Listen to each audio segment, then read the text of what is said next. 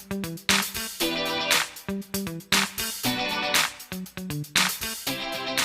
बच्चों, मैं आपके लिए लेकर आया हूँ रियल नंबर का लेक्चर नंबर 1। मेरा नाम है अमन चौरसिया और मैं आपका स्वागत करता हूँ आपके अपने चैनल डियर विद्यार्थी में। आज हम बात करेंगे क्लास 10th के रियल नंबर का। एक टॉपिक है, पहला टॉपिक है यूक्लिड्स डिवीजन लीमा। तो सबसे पहले चैप्टर का नाम हमारे पास जो है वो है रियल नंबर। बात कर लेते हैं कि सर रियल नंबर क्या होता है। तो आज तक जितने भी नंबर आपने पढ़े हैं वो सब के सब रियल नंबर है। आज तक जितने भी नंबर आपने पढ़े हैं सब के सब रियल नंबर है। यदि मैं जनरली आपको बताना चाहूँ तो रियल नंबर मोस्टली दो चीज में बटा हुआ है। पहला एक आपके पास रैशनल नंबर आता है, सेकेंडरी आपके पास आता है इररेशनल नंबर। रैशनल नंबर के अंदर में आपके पास आ जाएगा नेचुरल नंबर, सभी लोगों को पता है। होल नंबर्स क्या होते हैं, इंटीजर्स क्या होते हैं, और देन आफ्टर आप लोग चले जाओगे टर्मिनेटिंग डेसिमल में, नॉन टर्मिनेटिंग डेसिमल में, नॉन टर्मिनेटिंग बट रिपीटिंग में, and non terminating non repeating में। ये सारे के सारे रियल नंबर होते हैं। एक लाइन में मैं बोलूँ, जितने नंबर आज तक आपने पढ़े हैं वो सब के सब रियल नंबर हैं। केवल नंबर ऐसा नहीं होना चाहिए अंडर रूट में निगेटिव टाइप का, क्योंकि इसे हम लोग कहते हैं इमेजिनरी नंबर, जो कि क्लास 10th में सेकंड या थर्ड या फोर्थ चैप्टर में आप लोगों को कई बार पढ़ने को मिलेगा। मतलब आपके पास number under root -2, under root में निगेटिव के साथ कुछ नहीं होना चाहिए, क्योंकि केवल यही नंबर ऐसे होते हैं जो रियल नंबर नहीं होते, बाकी सब नंबर रियल नंबर होते हैं। नेचुरल नंबर आपके पास रियल नंबर है, होल नंबर आपके पास रियल नंबर है, इंटीजर्स आपके पास रियल नंबर है, आपके पास p/q के फॉर्म का कोई भी नंबर आपके पास रैशनल नंबर है। हाँ, where q can not be equals to 0। Irrational number में कौन कौन से नंबर आ जाते हैं, जैसे square root of 2, square root of 3, square root of 4, square root of 6, कुछ भी इस तरीके का हो, या फिर 1.01, 001, 0001 एंड सो ऑन। ये सारे के सारे नंबर किसके अंतर्गत आ जाते हैं, हमारे पास रियल नंबर के अंदर आ जाते हैं। तो हम लोग इस वीडियो में आपसे बात करेंगे यूक्लिड्स डिवीजन लीमा की। तो सबसे पहली बात आती है कि सर लीमा क्या होता है। What is a Lima? A Lima is a proven statement used for proving another statement. A Lima क्या है? कोई प्रूवन स्टेटमेंट है, इस प्रूवन स्टेटमेंट को हम लोग यूज करते हैं किसी और स्टेटमेंट को प्रूव करने के लिए। फिलहाल हमारे पास जो मुझे पढ़ना था यूक्लिड्स डिवीजन लीमा, ये क्या है? If you have given positive integers a and b, there exist unique integer q and r. Integers q and r satisfying a equals to bq plus r, where r is greater and equals to 0 and less than b. Sir ये है क्या? इसको बहुत कम समझ में आया। तो बहुत सिंपल सी चीज है, हम लोग कुछ एग्जांपल्स लेके इसे बहुत आसानी से सीख लेंगे। मैंने आपसे कहा कि आप 3 से डिवाइड कर दीजिए 17 में। आप क्या बताएंगे? 3 5 50, कितना बचेगा आपके पास? 2 बचेगा। एग्जाम्पल के तौर पे मैंने कह दिया 5 से डिवाइड कर दीजिए आप 21 में, तो आप क्या कहोगे? 5 4 जा 20 और बचेगा कितना आपके पास? 1। हम लोग जो नॉर्मल सी चीज जो सभी लोग जानते हैं कि जिससे डिवाइड करते हैं हम लोग उसे डिवाइजर कहते हैं, डिवीजर कहते हैं, और जिसमें डिवाइड करते हैं उसे हम लोग डिविडेंड कहते हैं, इसे हम लोग कोशेंट कहते हैं, और इसी हम लोग क्या कहते हैं? रिमाइंडर कहते हैं। रिमाइंडर मतलब जो बच जाता है उसे हम लोग रिमाइंडर कहते हैं। उसी तरीके से यहाँ पे ये क्या हो जाएगा? डिवाइजर हो जाएगा आपके पास। ये आपके पास क्या हो जाएगा? डिविडेंड हो जाएगा। ये आपके पास क्या हो जाएगा? कोशेंट हो जाएगा। और ये आपके पास क्या हो जाएगा? रिमाइंडर हो जाएगा। अब प्रैक्टिकली यहाँ पे एक चीज ऑब्जर्व की गई कि यदि मुझे डिविडेंड लेकर के आना है तो बहुत सिंपल सा काम करूंगा कि डिवाइजर में यदि मैं कोशेंट का मल्टीप्लाई कर दूं और रिमाइंडर ऐड कर दूं तो हमेशा डिविडेंड आ जाएगा, हमेशा डिविडेंड आ जाएगा। अब 3 5 से कितना हो जाएगा? 15। 15 में जैसे ही आप 2 ऐड करोगे आपके पास कितना आ जाएगा? 17 आ जाएगा। 5 4 से कितना हो जाएगा? 20। 20 में 1 ऐड करोगे आपके पास 21 आ जाएगा। तो ये प्रैक्टिकली ऑब्जर्व किया गया कि dividend is equals to divisor into quotient plus remainder होता है। ये प्रैक्टिकली ऑब्जर्व किया गया कि dividend equals to divisor into quotient plus का रिमाइंडर होता है। अब अब आप यहाँ पे कहीं पे भी अप्लाई कर के देख सकते हैं। 3 5 15, ये डिवाइजर है आपके पास 3, कोशेंट आपके पास हो गया 5 और रिमाइंडर आपके पास कौन हो गया 2। तो जैसे ही आप करेंगे 3 × 5, 3 5 15 प्लस 2 आपके पास 17 आ जाएगा। ये भी कुछ वैसा ही लिखा है आपके पास। If given positive integers a and b there exist unique integers q, q को यहाँ पे कोशेंट बोलेंगे हम लोग और r को हम लोग क्या बोलेंगे यहाँ पे रिमाइंडर बोलेंगे। यदि मैंने a में डिवाइड कर लिया b से और मैंने मान लिया कि जो आपके पास कोशेंट आया वो q है और जो भी आपके पास रिमाइंडर आया है वो r है, तो अभी वही आप यूक्लिड्स की डिवीजन लीमा या फिर आपके पास जो भी मैंने प्रैक्टिकली ऑब्जर्वेशन आपको बताया, dividend equals to divisor into quotient plus remainder लगा सकते हैं और वही यहाँ पे लिखा भी हुआ है। डिविडेंड यहाँ पे आपके पास कितना है a, डिवाइजर कितना है आपके पास b, इनटू कोशेंट कितना है आपके पास q और प्लस का रिमाइंडर कितना आपके पास आ जाएगा r। तो यही मैंने आपके पास वहाँ पे स्टेटमेंट लिख रखी है। a और b ये दोनों के दोनों आपके पास पॉजिटिव इंटीजर्स होने चाहिए। और यहाँ पे एक चीज और है कि रिमाइंडर की वैल्यू हमेशा डिवाइजर से कम आएगी, कभी इक्वल नहीं आ सकती, हमेशा डिवाइजर से कम आएगा। रिमाइंडर हमेशा डिवाइजर से कम आएगा। सपोज दैट आपके दिमाग में सर इक्वल क्यों नहीं हो सकता, सपोज दैट यहाँ पे मान लीजिए कि मैंने कह दिया कि सपोज दैट 3 आ भी गया, सपोज दैट फिलहाल नहीं आएगा, तो ये 3 से वन टाइम में फिर से कैंसिल हो जाएगा ना। इसीलिए यहाँ पे कुछ भी रिमाइंडर होगा वो डिवाइजर से हमेशा कम होगा। डिवाइजर से हमेशा कैसे कम, एक और मैंने एग्जांपल ले लिया, 3 से मैंने डिवाइड कर लिया 15 में, कोई बच्चा ऐसे कर देगा 3 5 15 और कैंसिल आउट होकर के रिमाइंडर 0। और यदि कोई बच्चा ऐसे कर देता है 3 4 12, बचा कितना आपके पास 3, किसी ने यहाँ पे रिमाइंडर तो 3 बच गया, नहीं ये फिर से वन टाइम में कैंसिल हो रहा है फिलहाल कंप्लीटली डिविजिबल है। तो इसका मतलब आपने जो डिवीजन किया वो सही नहीं किया है। 3 5 15 और आपके पास जो भी रिमाइंडर बचेगा वो always will be less than divisor और ग्रेटर और इक्वल्स टू 0। मतलब रिमाइंडर आपका 0 हो सकता है और 0 से ग्रेटर हो सकता है, लेकिन रिमाइंडर डिवाइजर के कभी इक्वल नहीं हो सकता, डिवाइजर से हमेशा लेस देन होगा। तो ये हमारे पास यूक्लिड्स के डिवीजन लीमा, ठीक है, बहुत सिंपल सा है। Given positive integers a and b, there exist unique integers q and r satisfying a equals to bq plus r, where r is greater and equals to 0 and less than b। अभी हम लोग कुछ practical observation या फिर हम लोग practical approach की तरफ बढ़ेंगे। हम लोग 1 या 2 क्वेश्चंस करेंगे, अब बहुत अच्छे से समझ में आ जाएगा हमारे पास यूनिट्स डिवीजन लीमा क्या है। ओके,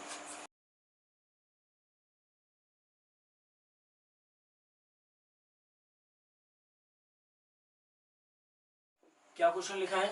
क्वेश्चन कह रहा है so that any positive odd integer is of the form 4q + 1 और 4q + 3 where q is some integer. तो मैंने बहुत सिंपल तरीके से सॉल्व कर लेना इसे।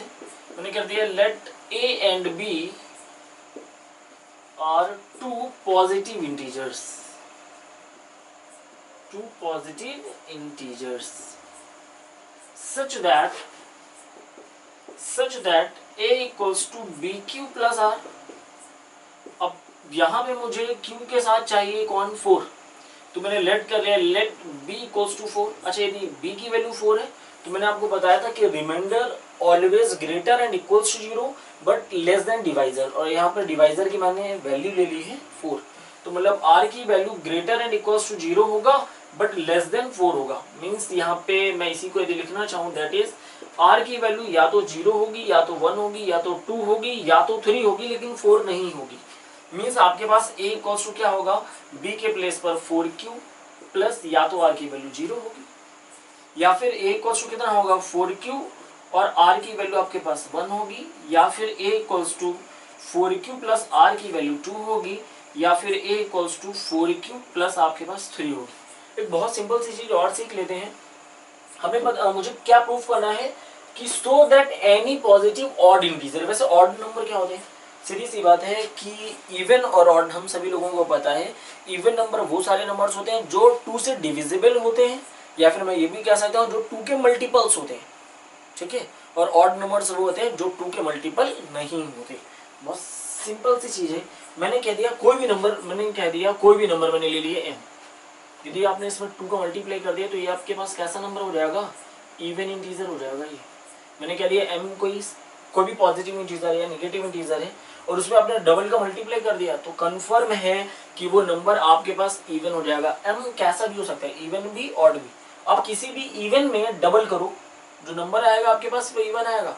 आप ऑड का भी डबल करके देख लो, आपके पास आंसर हमेशा हमेशा एक इवन नंबर ही आएगा। अब आप इसमें 2 से डिवाइड आराम से कर सकते हैं, 2 से डिवाइड कर दो, आपके पास केवल एक नंबर बचेगा m।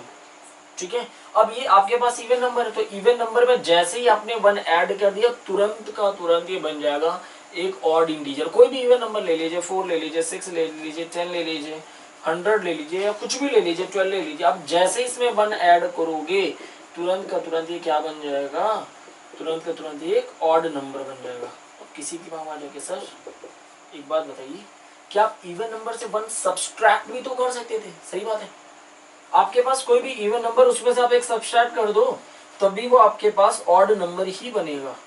आपके पास कोई भी इवन नंबर है उसमें से आपने जैसे ही एक सब्सट्रैक्ट कर दिया तुरंत वो ऑड नंबर बन जाएगा। कहने मतलब इवन नंबर में 1 ऐड कर दो या फिर इवन नंबर में 1 सब्सट्रैक्ट कर दो तो हमेशा क्या बन जाएगा, ऑड नंबर। मैंने क्या दिया, m कोई भी आपके पास एक इंटीजर है, आपने जैसे ही उसका डबल किया तुरंत आपके पास इवन बन गया। लेकिन उस इवन नंबर में आप 1 प्लस कर दें या फिर उस इवन नंबर में आप 1 सब्सट्रैक्ट कर दें, माइनस कर दें, आपके पास एक इंटीजर आ जाएगा जिसे हम लोग कहेंगे ऑड इंटीजर। ये चीज समझ में आ गई? क्वेश्चन पे आ जाते हैं। तो एक क्वेश्चन यहाँ पे केवल 4q में 0 ऐड करेंगे, केवल 4q रहेगा। इसे मैं चाहूँ तो 2 × 2q लिख सकता हूँ, पॉसिबल सी चीज है, कोई बहुत बड़ी चीज नहीं है। 2 एज इट इज, 2q को बेटा मैंने केवल बोल दिया m। अब आप मुझे देख करके बताइए क्या ये 2 का मल्टीपल है? यदि ये 2 का मल्टीपल है तो सीधी सी बात है a = 4q + 0 या फिर केवल 4q एक इवन इंटीजर है। ठीक है, और यहाँ पे मैं क्या लिख सकता हूँ, इसे इसको मैं ऐसे लिख सकता हूँ 2 × 2q + 1। 2 तो ठीक है, 2q को मैंने मान लिया बेटा m मान लिया और +1। ध्यान से देखो ये क्या है, जैसे ही आपने किसी भी मैंने कह दिया 2q = m मैंने मान लिया है। 2q कुछ भी हो सकता है, मैंने कुछ भी होगा, ठीक है, इवन होगा, ऑड होगा, मैंने नाम दे दिया उसका m। आपने किसी भी इंटीजर का डबल किया वो क्या हो गया, इवन।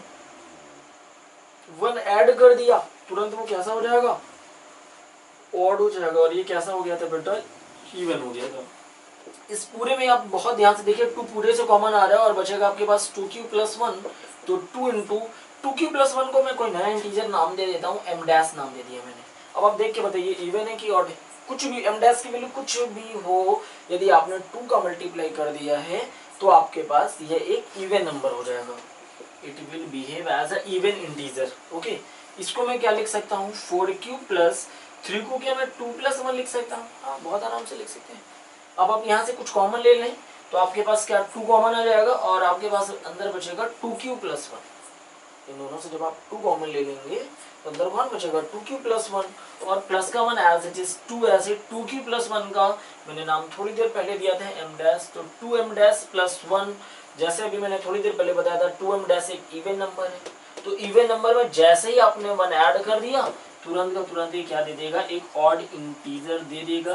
जो क्वेश्चन ने दिया था वो प्रूफ हो चुका है। क्वेश्चन ने कहा है कि यदि कोई 4q + 1 या 4q + 3 के टर्म में होगा, इसकी शक्ल जैसा कुछ दिखाई देगा तो आपके पास वो पॉजिटिव ऑड इंटीजर होगा। और सेम चीज मैंने प्रूफ कर दी कि यदि ये 4q + 1 जैसा दिख रहा है या फिर 4q + 3 जैसा दिख रहा है तो आपके पास एक ऐसा इंटीजर हो जाएगा, एक ऑड इंटीजर की तरह बिहेव करेगा। ठीक है, that is an odd integer 4q + 1 also and 4q + 3 also. बस अब यहाँ पे यदि आपको स्टेटमेंट के साथ लिखना है तो बहुत आसानी से लिख सकते हैं। जो लिखा है बस एज इट इज आप नोट कर दीजिए, बस थोड़ी सी वर्डिंग चेंज कर दीजिए। जहां पे लिखा है सो दैट वहां पे लिख दीजिए so it is prove that. So it is prove that any positive odd integer is of the form 4q + 1 और 4q + 3 where q is some integer। as it is आप यहाँ पे नोट कर सकते हैं, so it is proof that, so it is proof that।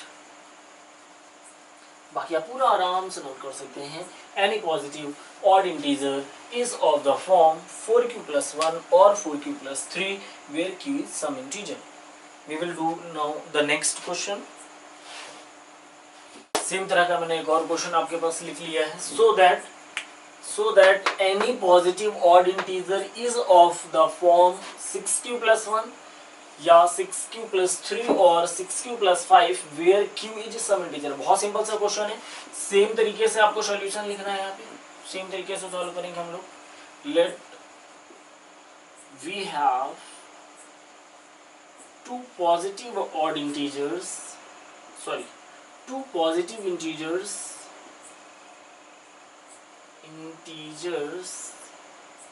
a and b such that a equals to bq plus r, let मैंने यहाँ पे b की वैल्यू लास्ट क्वेश्चन में याद है ना आपको कि मुझे 4q प्लस 1 4q प्लस 3 के फॉर्म में लाना था, इसलिए मैंने b की वैल्यू 4 लेट कर ले दी। यहाँ पे मुझे 6q प्लस 3 6q प्लस 5 के टर्म में लाना है, इसलिए मैंने b की वैल्यू क्या लेट कर लिया 6। और जैसे मैंने b की वैल्यू 6 लेट किया, आप समझ गए r is always greater and equals to 0 but less than b means what 6।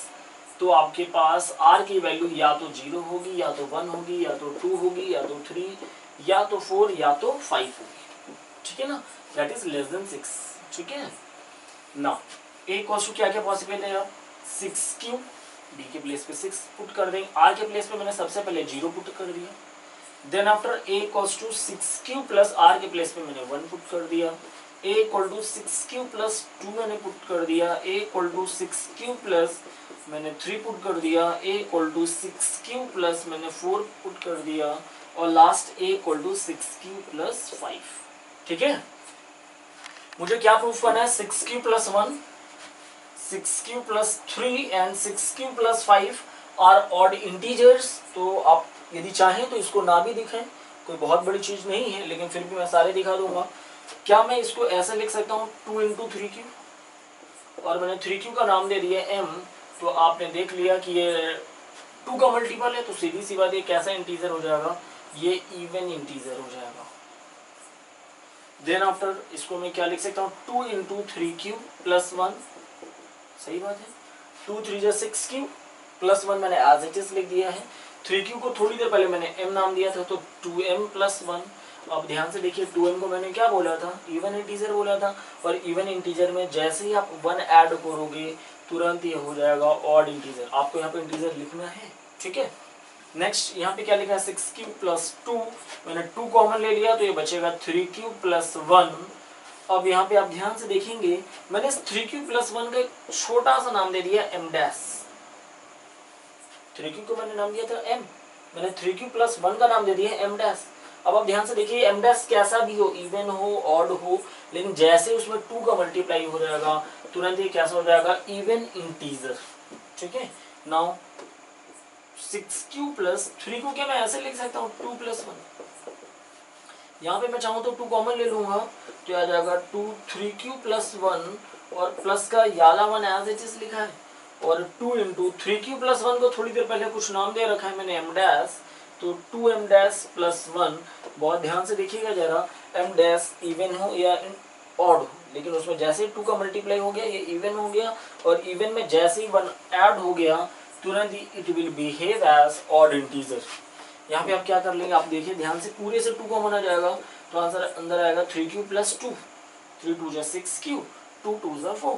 ठीक है, 2 तो एज इट इज, इसका नाम मैंने कुछ और दे दिया, m डबल डैश दे दिया मैंने, q दे दिया, p दे दिया, कुछ भी दे दो कोई फर्क नहीं पड़ता।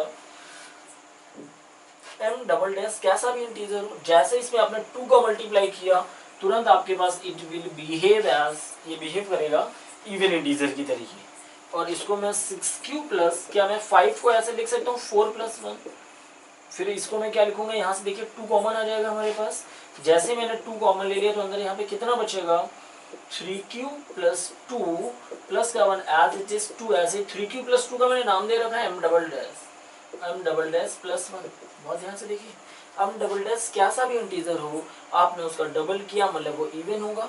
इवन में जैसे ही आप 1 ऐड कर दोगे तुरंत वो किस इंटीजर की तरीके बिहेव करेगा, ऑड इंटीजर की तरीके बिहेव करेगा। बस आप थ्योरी में तुरंत आंसर अपना लिख लें, सो दैट की जगह बस लिख दें so it is proved that, it is proved that, so it is proved that any positive integer is of the form 6q plus 1, 6q plus 3 or 6q plus 5 where q is some integer। Simply आप यहाँ पे लिख सकते हैं। Now we will try a next question also.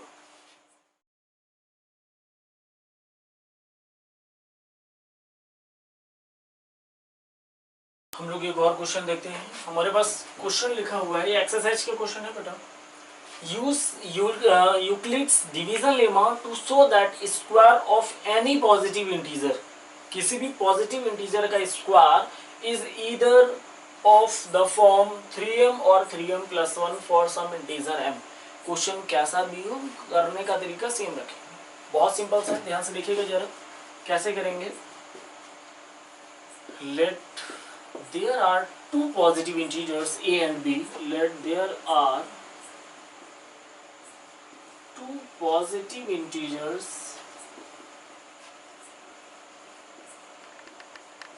a and b such that a equals to bq plus r. Let b equals to, कितना late करेंगे बताइए sir, याद है ना? मैंने बोला था सबसे पहला क्वेश्चन था हमारे पास 4q+1 वाला। हाँ, b की वैल्यू आप क्या मानेंगे, यहाँ पे मैंने पहले क्वेश्चन में बताया था, जैसे याद करो आप 4q+1 में मैंने b की वैल्यू 4 ले ली थी। नेक्स्ट क्वेश्चन 6m+1 टाइप का कुछ था, तो मैंने वहाँ पे b की वैल्यू 6 ले ली थी। यहाँ पे 3m और 3m+1 टाइप का है, तो मैंने b की वैल्यू कितनी ले ली, 3 ले ली। तो आप r समझ गए होंगे कि r greater and equals to तो 0 होगा बट लेस देन 3 होगा, मतलब दैट इज कि r की वैल्यू या तो 0 होगी, या तो 1 होगी, या तो आपके पास 2 होगी। तो a इक्वल्स टू कितना मैंने ले लिया, b के प्लेस पर 3q और r के प्लेस पे कितना आएगा, पहला मैंने 0 लिख लिया। फिर a equals to 3q, r के प्लेस पे मैंने 1 लिख दिया, और एक बार 3q और r के प्लेस में मैंने क्या लिख दिया, 2। लेकिन मुझे डायरेक्टली नंबर नहीं दिखाने, क्वेश्चन ने बोला square of any positive integer, तो आप इसका स्क्वायर कर लीजिए। इसका स्क्वायर कितना आएगा, a स्क्वायर इक्वल्स टू कितना आएगा, 9q²। मैं चाहूँ इसे तो ऐसे लिख सकता हूँ 3 × 3q², सही है, 3 3 9q², ठीक है ना। तो 3 तो एज इट इज 3q² का मैंने एक नया नाम दे दिया 3m, तो देखिए 3m के फॉर्म में ही तो है, ठीक है। नेक्स्ट इसका जब आप स्क्वायर करोगे, स्क्वायरिंग बोथ साइड आप लिख सकते हो, otherwise a² equals to 3q+1 का होल स्क्वायर। इसका स्क्वायर करिए कितना आएगा, a² मीन्स 3q का स्क्वायर प्लस b² मतलब 1 का स्क्वायर प्लस 2 इंटू a के प्लेस पर 3q और b के प्लेस पे कितना हो जाएगा 1, that is what a² plus b² plus 2 into a into b। इसको सॉल्व करेंगे आप तो कितना हो जाएगा, 9q² प्लस का 1 प्लस का 6q। क्या मैं इसे ऐसे लिख सकता हूँ, यहाँ पे और यहाँ पे मैंने कॉमन ले लिया एक नंबर 3, कितना बचेगा आपके पास, 3q² प्लस 3 2 6q और प्लस का 1 as it is 3 as it is. यहाँ पे किसी भी यहाँ पे भी कोई इंटीजर है, मैंने इसका नाम दे दिया m, 3m+1। तो आप देखिए यहाँ पे ये भी इस नंबर का भी स्क्वायर जो आपके पास है वो 3m+1 के फॉर्म में आ रहा है। अब आप कह दीजिए कि सर यहाँ पे भी आपने इसका नाम m दिया था, आप इसका नाम कुछ और दे दो, फॉर्म तो 3m और 3m+1 टाइप का ही है ना, बस की बात कर रहा हूँ। अगले एक और आपके पास है, यहाँ पे भी squaring both side, a² equals to 3q plus 2 का होल स्क्वायर। आपके पास कितना आएगा, a² मीन्स 3q का स्क्वायर, b² मीन्स 2 का स्क्वायर प्लस का 2 into a into b, a के प्लेस पर 3q, b के प्लेस पर 2।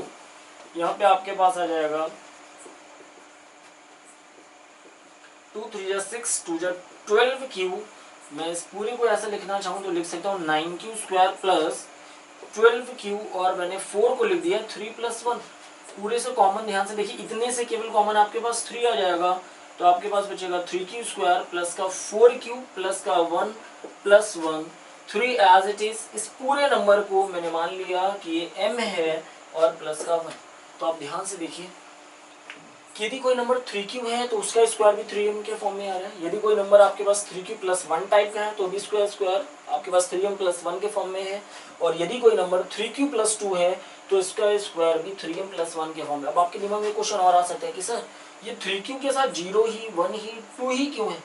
तो याद करिए, मैंने आपको बताया था कि रिमाइंडर हमेशा डिवाइजर से कम होगा। 0 हो सकता है रिमाइंडर, या तो डिवाइजर से कम रहेगा तो 3 से कम रहेगा, तो या तो 0 होगा, या तो 1 होगा, या तो 2 होगा। यदि यहाँ पर 3 है तो सपोज दैट यहाँ 4 होता तो यहाँ पे क्या हो सकता था, 0 हो सकता था, 1 हो सकता था, 2 हो सकता था, 3 हो सकता था। यहाँ पर डिवाइजर जितना होगा उससे एक कम तक यहाँ पर हम लोग रिमाइंडर लिख सकते हैं, ठीक है। तो यदि कोई भी आपके पास इंटीजर किसी इस फॉर्म में है तो इसका स्क्वायर या तो 3m के फॉर्म में होगा या तो 3m+1 के फॉर्म में होगा आपके पास, ठीक है। Okay, we will go for the next question. एक क्वेश्चन हमारे पास और है। क्या क्वेश्चन लिखा है हमारे पास? बहुत सिंपल सा क्वेश्चन है। क्वेश्चन लिखा है use Euclid's division lemma to show that the cube of any positive integer. अभी लास्ट क्वेश्चन मैंने स्क्वायर वाला किया था, वाले क्वेश्चन में क्वेश्चन क्यूब कह रहा है, कोई बात नहीं। Cube of any positive integer is of the form 9m और 9m+1 और 9m+8। बहुत सिंपल सा क्वेश्चन है, बस थोड़ा सा गौर करना है आपको। करूँगा मैं सेम तरीके से। पहली स्टेटमेंट जैसे हमारी होती थी, let there are two positive integers, there are two positive integers a and b such that a equals to bq plus r, और आपको पता है कि r की value greater and equals to 0 but less than b होती है। दिमाग में तो तुरंत आ गया कि सर b की वैल्यू आप 9 लेंगे, सही बात है, लेना चाहिए मुझे 9। यदि मैं b की वैल्यू 9 ले लूंगा तो आप सोचिए r की वैल्यू बहुत सारी हो जाएंगी, 0 to 8 हो जाएंगी। 0 1 2 3 4 5 6 7 8 तक रखेंगे, बहुत लंबा हो जाएगा। अब ये देखिए इसका करना क्या है, आपको क्यूब करना है ना। तो एक ऐसा नंबर ले लो जिसका क्यूब करो और 9 कॉमन आ जाए। आप b की वैल्यू कैसा नंबर ले लो जिसका आप क्यूब करो और 9 कॉमन आ जाए। आप एक काम करिए, b की वैल्यू 3 लेके देखिए, 3 का क्यूब कितना होगा? 27। क्या 27 में से 9 कॉमन आ जाएगा? क्या आ जाएगा ना, तो फिर हमारा काम हो जाएगा। मैंने लेट के लिए यहाँ पे b की वैल्यू 3, सर 3 क्यों लट गया? क्योंकि अब r की वैल्यू बहुत कम होंगी, या तो r 0 होगा या तो 1 होगा या तो 2 हो जाएगा। तो a हमारे पास किस किस फॉर्म में होगा? या तो a आपके पास इस फॉर्म में होगा, b के प्लेस पे 3 रख देंगे, q एज इट इज, और r के प्लेस पे 0।